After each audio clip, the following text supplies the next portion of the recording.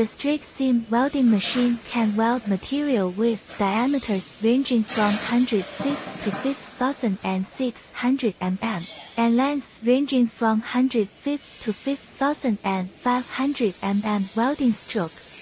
It can weld a wide range of materials, including SUS, carbon steel, galvanized sheet, and stainless steel, with thicknesses ranging from 0.63 mm. Welding speeds vary depending on the thickness of the material. TIG welding speeds can reach 15 mms, while MIG welding speeds are 815 mms. Laser welding speeds are even faster, and repeatability can reach 0.1 mm. The straight seam welding machine is primarily used for axial fan ducting and ventilation applications.